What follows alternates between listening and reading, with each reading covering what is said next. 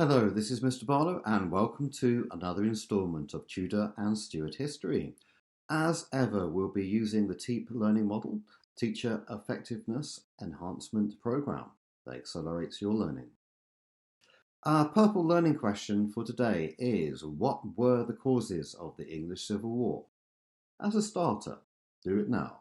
Study this painting of Charles I by the Belgian master Anthony van Dyck. Task: describe the portrait's image of Charles in one or two adjectives. Stop me for 1 minute whilst you study the interpretation. Well, words that have been used to describe this image of Charles are pale, majestic, that's king-like, he was the king after all, and certainly flattering, as Charles was paying Van Dyck £200 a year as the court painter. What are we learning today? We are learning about the causes or reasons for the English Civil War, why, to boost our vocabulary and to practice our analytical skills. How are we going to do it? By presentation, heads and tails activity, short video clip, completing sentences on a word frame, and finally a quiz. On the left is a hierarchy of some of the thinking skills for today, going from identifying a cause, making connections or links between causes, and assessing the relative importance of the causes. When we ask the question, what if? Like, for example, such as what if Charles had never imposed the unfair ship tax? And then we work through what have been the consequences. On the right is a breakdown of what we would like to achieve from today. In purple, we can define the key terms. To silver, I can explain two or more causes of the English Civil War. To bronze, I can analyse which cause was the most important. Now match with an arrow the key words to their correct definitions. Civil War, divine right, grand remonstrance, Puritan, and monopolies. Turn me off for a couple of minutes whilst you have a go at connecting them.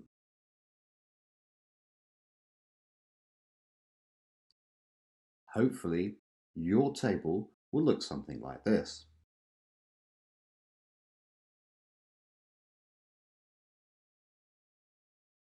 To set the scene, there were two rival political views on how England should be governed in 1625.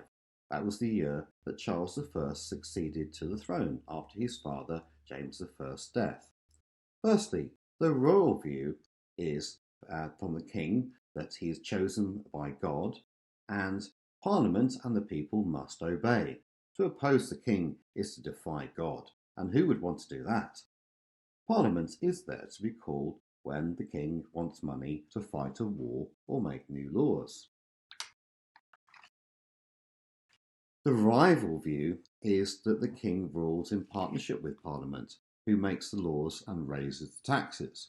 Parliament has grown more important since it helped Henry VIII change England's religion from Catholic to Protestant.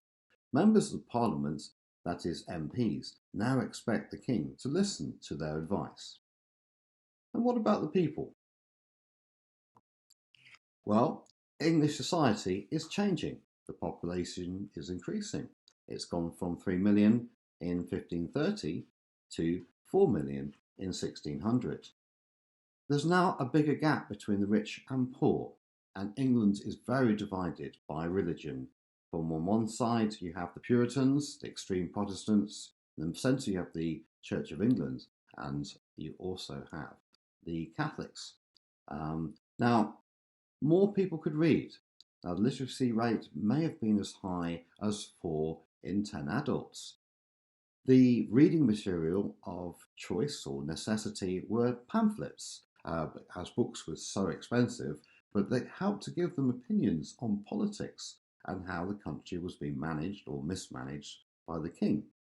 Also, this time was known as the golden age of small towns, and as people moved to the towns from the villages, this was a very slow process though, but ideas were spread more quickly.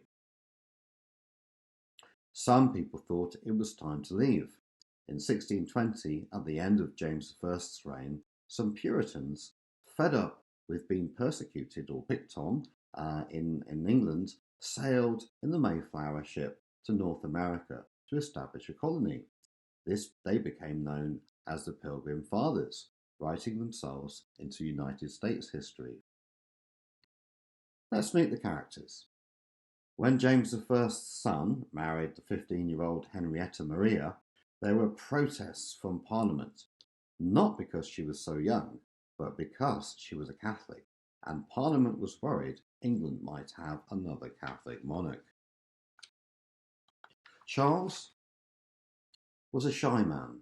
He was a sickly child, he had a bad stammer, and he was very stubborn. But he was very hardworking. He was pious, meaning very religious, but he was a poor judge of character and completely out of touch with the rest of society.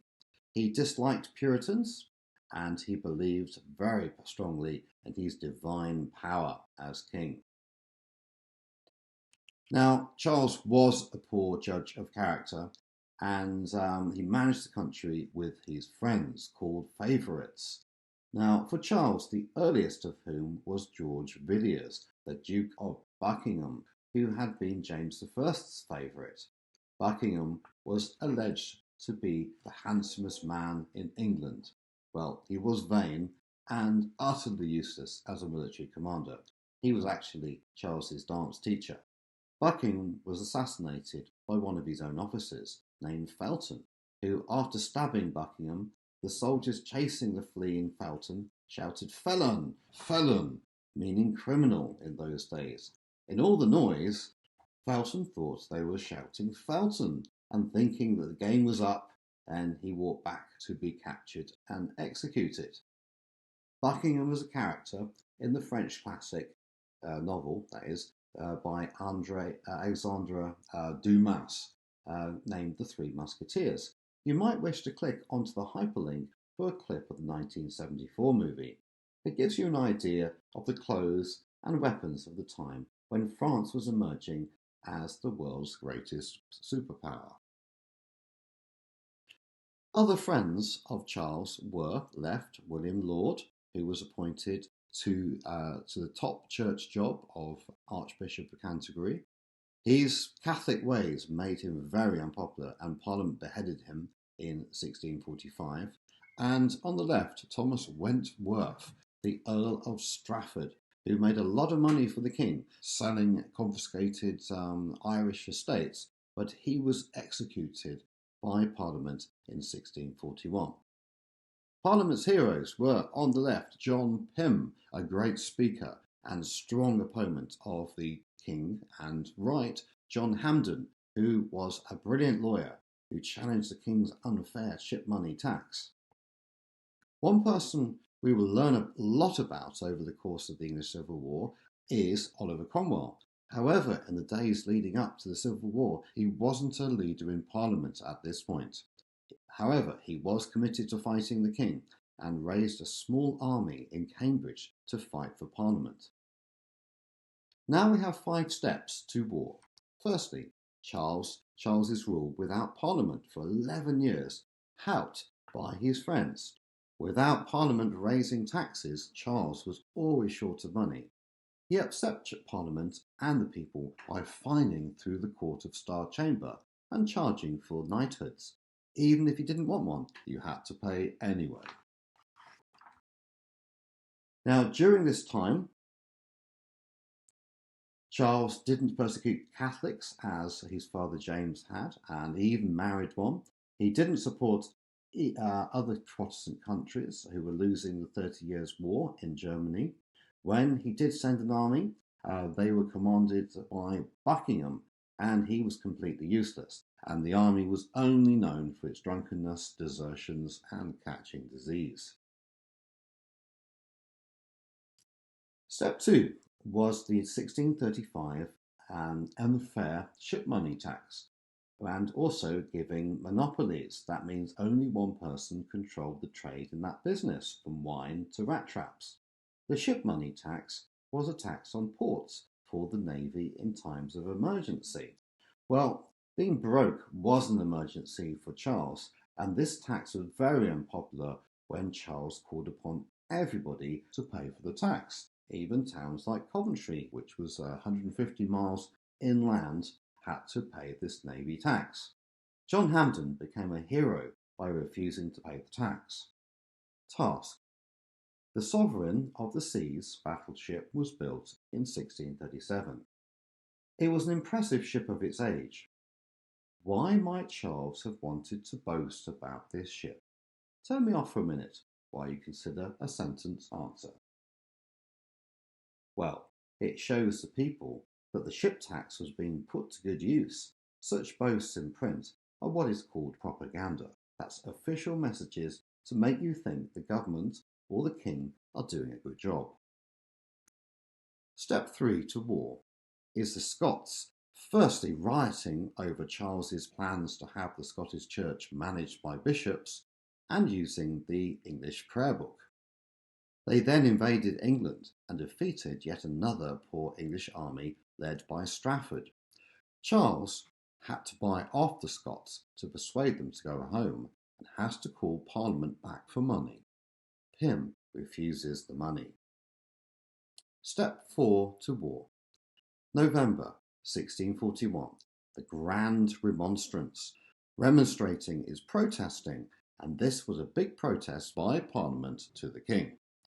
The Act of Parliament demanded that Parliament choose the King's advisers, controls the army, decides on church matters, and makes sure Charles's children, the future Charles II and James II, are brought up Protestant. Strafford is impeached, meaning he is arrested for treason, and then he is executed. The King rejects the Grand Remonstrance and wins the support of almost half the members who believe that Pym has gone too far. Step 5 to war is when Charles bursts into Parliament in January 1641 to arrest Pym and 4 other ringleaders. Charles famously looks around and says, "I see all the birds have flown." Angry mobs roam in London, threatening royal supporters. It's now too dangerous in the capital for Charles, so he moves to Oxford to raise an army to fight Parliament, and he is followed by half the MPs.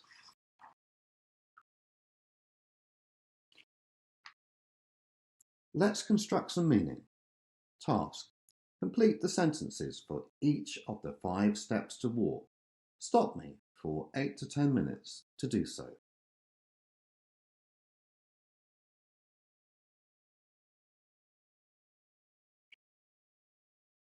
Apply to demonstrate. Our powers of analysis.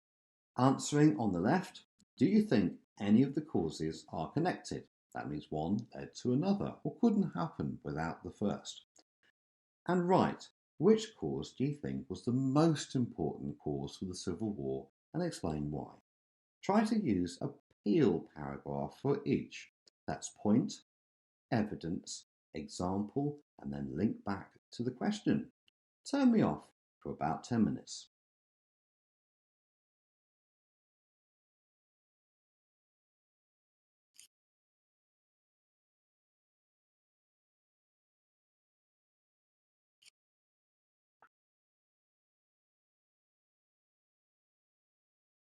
Extension task. Write one or more points of evidence for each of the Civil War themes of politics, social, religion, and the role of the individual. If you're going to stretch yourself, allow 10 minutes for this activity.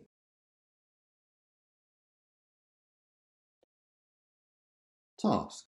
If you have been a Member of Parliament in the 1640s, what changes would you have wanted to the way Charles was running or ruining the country?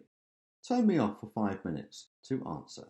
You might have considered divine right, monopolies, ship tax, favourites, for example.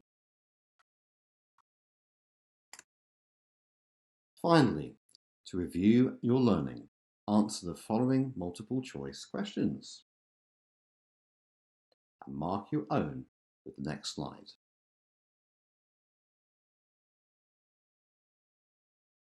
Thank you for listening.